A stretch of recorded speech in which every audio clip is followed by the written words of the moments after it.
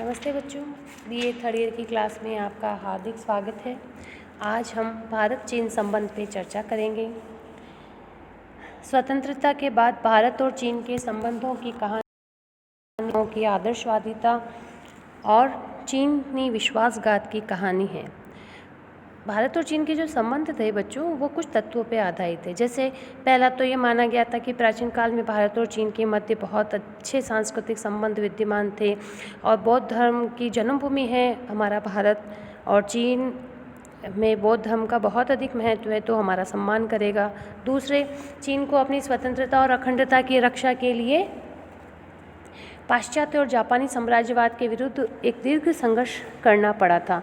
इससे भारत में उसके प्रति गहरी सहानुभूति उत्पन्न हो गई थी। तीसरा, यह माना जाता था कि चीन ने भारत पर कभी आक्रमण नहीं किया है और न ही करेगा। और चौथा, भारत विदेश नीति के निर्माता जो पंडित नेहरू थे, उनके विश्वस्त परामर्शदाता कृष्ण मेनन साम्यवादी चीन के प्रति गहरी सहानुभूति रखते थे और चीन के साथ मैत्री की असंलग्नता की नीति को आधारशिला मानते थे। भारत चीन का न केवल पड़ोसी राष्ट्र है, वरन प्राचीन काल से ही सांस्कृतिक संबंध रहे हैं। जब दोनों विदेशी नियंत्रण में रहे तो ये संबंध भले ही टूट गए, लेकिन सांस्कृतिक संबंध जो है प्राचीन काल से बने रहे थे। 1947 में भारत आज़ाद हुआ और 1949 में वहाँ पे साम्यवादी शासन की स्थापना हुई। तो अब भारत विदेश नीति का संचालन दोनों तरफ स्वतंत्र ढंग से होने लगा। अब भारत चीन के जो संबंध है बच्चों, उसमें कुछ तथ्यों का हमें ध्यान रखना पड़ेगा। जैसे भारत की राजनीतिक, आर्थिक एवं सामाजिक व्यवस्थाएं तथा संस्थाएं चीनी साम्यवादी प्रणाली और उनकी संस्थाओं से भिन्न हैं। दूसरा, भारत की विदेश नीति शांतिपूर्ण सह अस्तित्व एवं पंचशील के सिद्धांतों पर आधारित है। भारत की नीति विस्तारवादी नहीं है, लेकिन चीन इसके विपरीत है। तीसरा, एशिया में भारत जनसंख्या, शक्ति और प्राकृतिक साधनों में चीन का प्रतिद्वंदी बनने की क्षमता रखता है। चीन को यह बिल्कुल भी पसंद नहीं है, इसलिए शुरुआत में ही दोनों में मित्रता के साथ साथ तनाव भी उत्पन्न होता रहा। तो आज हम बच्चों देखते हैं भारत चीन संबंधों का जो इतिहास है उसको कितने भागों में बांट सकते हैं। तो हम 3 भागों में बांटते हैं। प्रमोद काल, उसकी स्वतंत्रता से 1957 तक, टकराव और तनाव का काल 1957 से 1978 तक, और संवाद काल 1978 से आज तक। सबसे पहले हम प्रमोद काल में देखें तो चीन के प्रति भारत का दृष्टिकोण प्रारंभ से ही मित्रतापूर्ण था।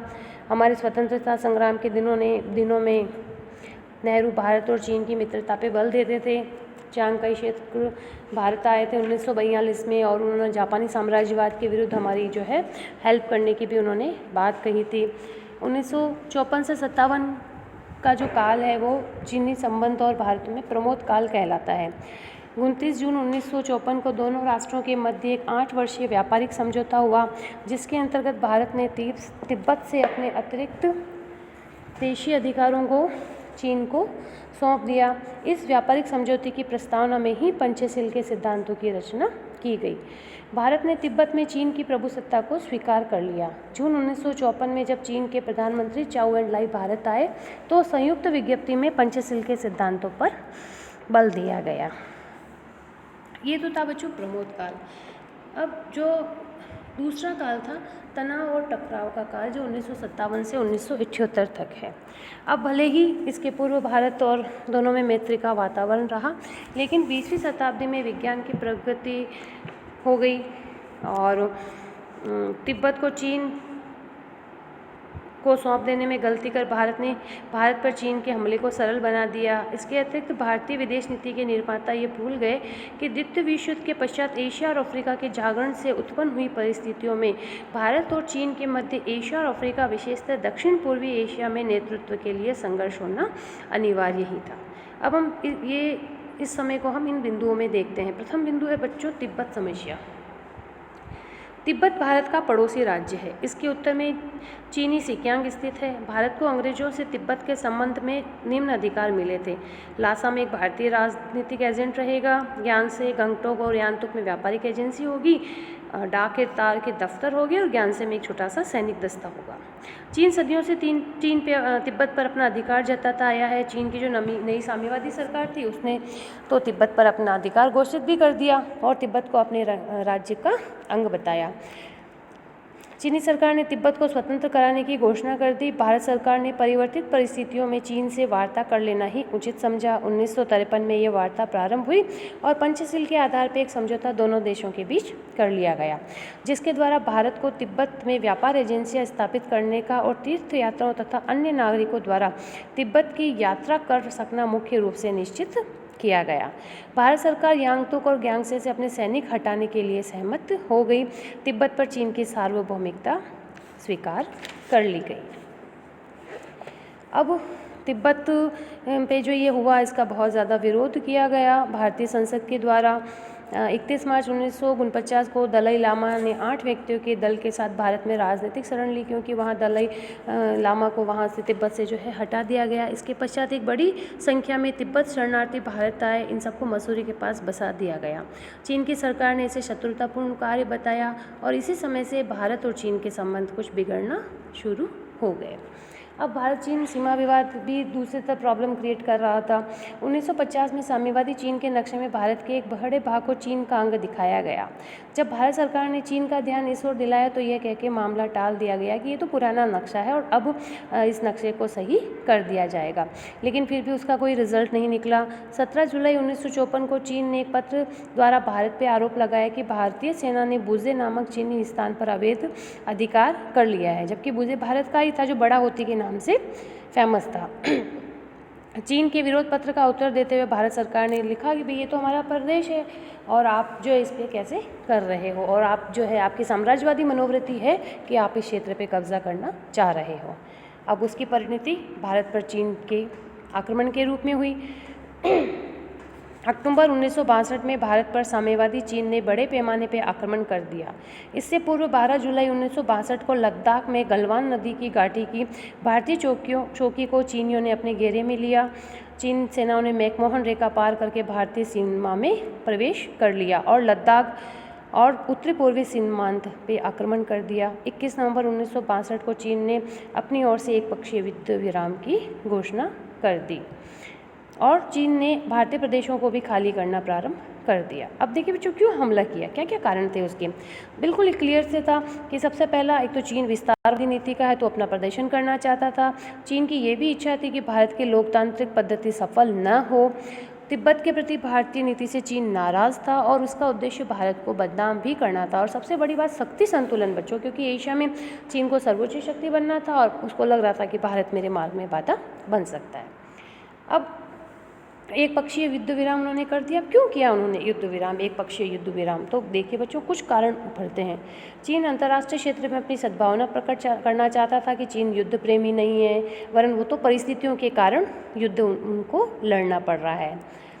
चीन को अपने उद्देश्यों की प्राप्ति में सफलता मिल गई। सैनिक दृष्टि से चीन ने भारत को हरा दिया और सर्दी बहुत अधिक बढ़ गई थी और चीनी जो सैनिक थे वो वहाँ रहने में के लिए बहुत मुश्किल हो रहा था, इसलिए उनको लगा कि युद्ध विराम ही कर दिया जाए।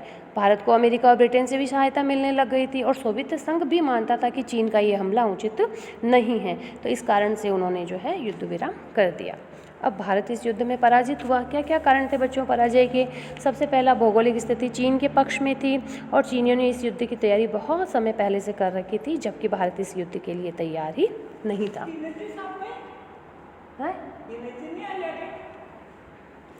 ठीक है, फिर जब वो युद्ध भारत की पराजय के कारण हो गए, फिर कोलंबो प्रस्ताव रखा गया। भारत और चीन के इस युद्ध से एशिया और अफ्रीका के कुछ मित्र राष्ट्रों ने दोनों देशों के सीमा विवाद को हल करवाना चाहा।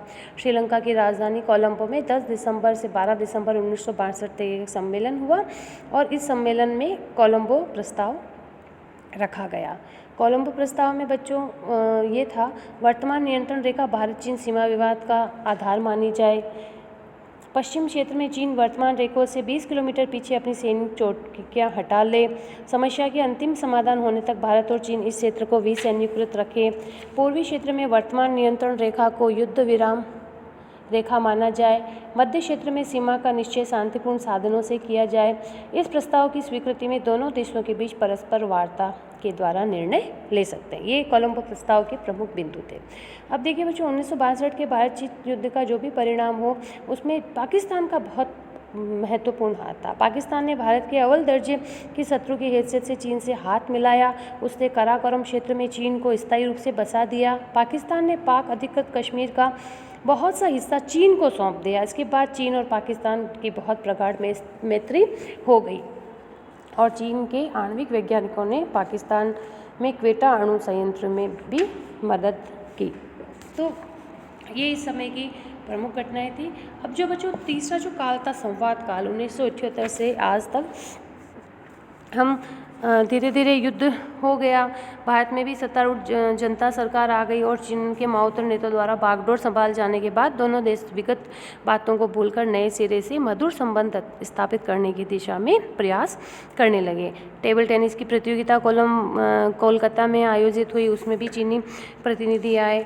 अब अंतर्राष्ट्रीय दृष्टि से भी चीन के लिए बच्चों भारत और दोनों को साथ रहना ज़रूरी था, क्योंकि ये दोनों ही देशों के हित में नहीं था। अब मार्शल टिटो की जब डेथ हो गई तो श्रीमती गांधी ने चीन के विदेश मंत्री से मुलाकात की और ऐसे करके लगभग है जो संवाद काल जो है बना रहा। 1988 में प्रधानमंत्री राजीव गांधी ने चीन की यात्रा की। फिर चीन के प्रधानमंत्री भी 1991 में भारत आए। नरसिम्हा राव ने भी चीन की यात्रा की और लगभग काफ़ी हमारे यहाँ से प्रतिनिधि चीन गए और चीन के राष्ट्रपति और प्रधानमंत्री भारत आते रहे। 2003 में प्रधानमंत्री वाजपेयी ने भी चीन की यात्रा की। अब लगभग संवाद काल हो गया है, लेकिन ये होने के बाद भी हम ये नहीं कह सकते कि चीन और हम हमेशा मित्र रहेंगे ही रहेंगे। क्यों? क्योंकि भारत ने सीमा विवाद को हल करने के लिए कोलंबो प्रस्ताव लागू करने का सुझाव दिया, किंतु ये चीन को मान्य ही नहीं था। मतलब चीन और भारत भले ही पड़ोसी हैं, लेकिन वास्तव में वो कभी मित्र बनेंगे, ये बाहरी स्थितियों पे बहुत अधिक डिपेंड करता है। यदि भारत और चीन का सीमा समझौता हो जाए तो निसंदेह अंतर्राष्ट्रीय राजनीति और क्षेत्रीय राजनीति पर उसका गहरा प्रभाव होगा और उसके व्यापक और दूरगामी परिणाम होंगे। भारतीय चीन सीमा पर आमतौर पर शांति बनी रही है। दोनों पक्षों ने सीमा पर शांति और अमन से कार्य किया है। करगिल मुद्दे पर भी चीन ने पाकिस्तान का समर्थन नहीं किया। चीन ने सीमा विवाद के कई मुद्दों पर भारत का पक्ष करीब करीब स्वीकार कर लिया। उसने सिक्किम को भारत का हिस्सा मान लिया और नाथुला दर्रा व्यापार के लिए खुल गया। तथापि आने वाले वर्षों में भारत की कड़ी प्रतिस्पर्धा भी चीन के साथ ही है। यह प्रतिस्पर्धा कई क्षेत्रों में है। भारतीय पेशेवरों को चीन से चुनौती मिलने लगी है। भारत के IT उद्योग की रीढ़ यानी आउटसोर्सिंग बिजनेस में भी चीन ने तगड़ी चुनौती पेश की है। टेक्सटाइल कारोबार में भी विश्व बाजार में भारत की सबसे बड़ी चुनौती चीन की ओर से ही है। दक्षिण अमेरिकी व अफ्रीकी देशों में तेल की खोज में भी चीन हमारा प्रतिस्पर्धी है। कुल मिलाकर ज्ञान आधारित अर्थव्यवस्था और पारंपरिक कारोबार में चीन भारत का प्रतिस्पर्धी है। आज के लिए बच्चों इतना ही। धन्यवाद।